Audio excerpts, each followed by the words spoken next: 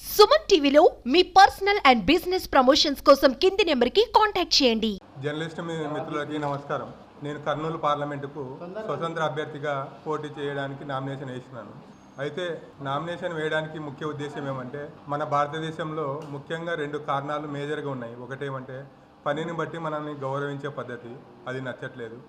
ప్రతి దాంట్లో రాజకీయం అనేది ముడిపడి ఉంది. ప్రతి ఒక్క చిన్న విషయానికి కూడా మనము రాజకీయాలని ముడిపడినాయి. కాబట్టి నేను 27 సంవత్సరాలుగా మీడియా రంగంలో పనిచేశాను. కాబట్టి ప్రతి చోట నేను ఎదుర్కొన్న సమస్యలు నాకు ఇబ్బంది కల్పించి, ఈ రాజకీయ రంగంలో కూడా మంచిగా చేద్దాము, మంచి పరిపాలన చేయడానికి మన ప్రయత్నం చేద్దామనే ఉద్దేశంతో నేను నామినేషన్ వేసినాను.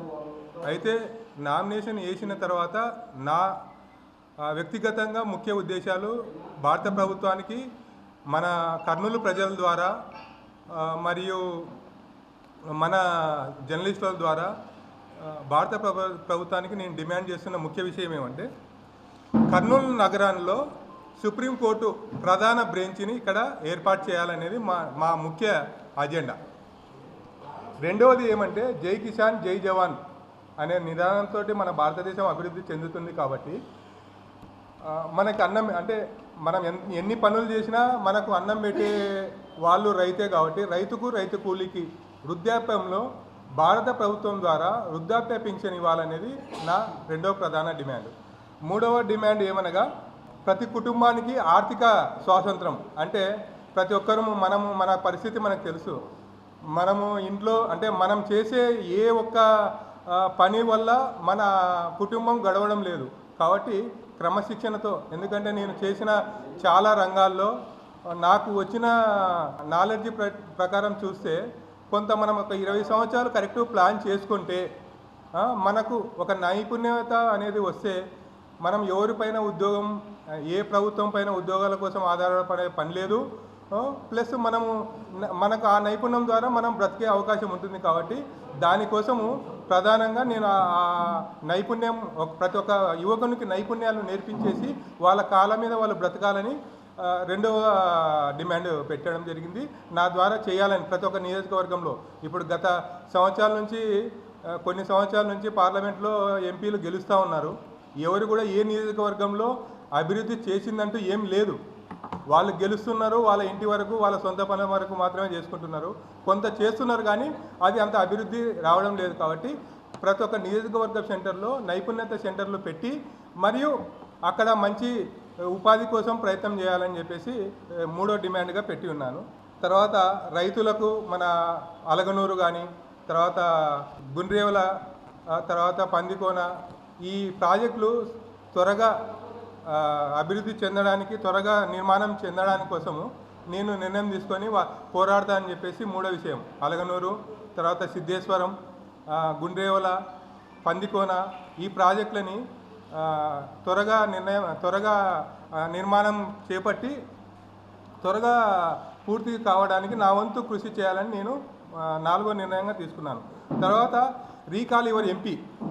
భారతదేశంలోనే మొట్టమొదటిసారిగా పదవులు 5 సంవత్సరాలు పరిపాలించాల్సిన అవసరం లేదు. ఎందుకంటే ఈ కంప్యూటర్ యుగంలో, ఈ రాకెట్ సైన్స్ యుగంలో, ఎందుకంటే ఒకప్పుడు మీకే తెలుసు, మనం ఎక్కడికైనా ఏదైనా చేయాలా, ఎక్కడికైనా వెళ్ళాలన్నా, ఏదైనా మెసేజ్ పంపించాలంటే కూడా వారాలు, రోజులు, గంటలు అయ్యేది. ఇప్పుడు కరెక్ట్గా మనం భూమి మీద ఎక్కడికైనా సరే హాఫ్ మినిట్లో సమాచారాన్ని పంపగలుగుతున్నాము, మరియు డబ్బులు కూడా పంపగలుగుతున్నాం. కాబట్టి ఇంత స్పీడ్ యుగంలో 5 సంవత్సరాలు పరిపాలన, 5 సంవత్సరాలు పదవి అవసరం లేదని, నాకు 36 నెలలు మాత్రమే కావాలని చెప్పేసి ఇప్పుడు మీ ఎదురుగానే, మీ సమక్షంలోనే ఒక బాండ్ పేపర్ని కూడా రాసి ఇవ్వడానికి నేను రెడీ చేసి పెట్టుకున్నాను. బాండ్ పేపర్ కూడా రాసి ఇస్తున్నాను. ఇది వచ్చేసి నా రీకాల్ యువర్ ఎంపీ. అంటే 36 నెలలకి తిరిగి మళ్ళా సమర్థవంతమైన నాయకుని ఎన్నుకోవడానికి ప్రజలకు నేను అవకాశం ఇస్తున్నాను. ఇది భారతదేశంలో ఇంతవరకు ఎవరు చేయలేదు.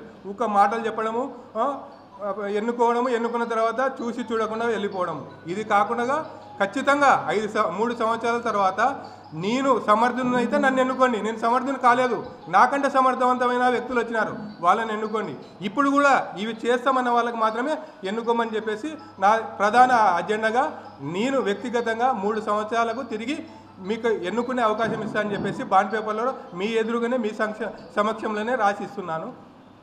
తర్వాత నా చివరి డిమాండ్ ఏమంటే నా జీతంలో ఒకవేళ నేను ఎంపీగా గెలిచి నాకు వచ్చే జీతం ఏదైతే ఉందో దాన్ని 60% డొనేషన్గా మన ఆరోగ్యానికి సంబంధించి ప్రజా వైద్యశాల కర్నూలు ప్రభుత్వ వైద్యశాలకు అభివృద్ధి పనులకు మరియు సేవా కార్యక్రమాలకు ఉపయోగించాలని చెప్పేసి నా జీవితకాలం నేను ఉన్నంత వరకు ఇవ్వాలని చెప్పేసి 60% ఇవ్వాలని చెప్పేసి నేను నిర్ణయం తీసుకున్నాను. ఇవి నా ప్రధాన ఎజెండా, నా ప్రధాన డిమాండ్స్. కాబట్టి దయచేసి జర్నలిస్ట్ మిత్రులు మీ ద్వారా ఇది ఎందుకంటే మీకు ఇస్తున్న నేను గొప్ప సమాచారం ఏమంటే ఈ భారతదేశంలో ఇటువంటి పనులు ఎవరు చేయలేదు, ఇటువంటి ఆలోచనలు కూడా ఎవరు చేయలేరు. ఇంకోటి చాలామంది అంటున్నారు సుప్రీంకోర్టే హైకోర్టే బెంచే మనకి గతి లేదు, సుప్రీంకోర్టు బెంచ్ ఇక్కడ వస్తుంది అని.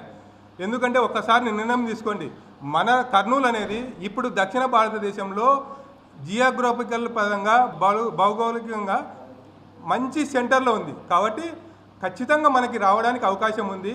కొన్ని దేశాల కంటే మన ఇప్పుడు ఎందుకంటే పాత జిల్లా కాకుండా ఇప్పుడున్న జిల్లాని తీసుకున్నా కూడా కనీసం భారతదేశం ప్రపంచంలో 4-5 దేశాల కంటే మన జిల్లా పెద్దది. ఇంకా రాష్ట్రాల కంటే ఇప్పుడు 7 సిస్టర్ రాష్ట్రాలు ఉన్నాయి, ఆ రాష్ట్రాల కంటే కూడా ఇప్పుడు మన జిల్లా పెద్దది.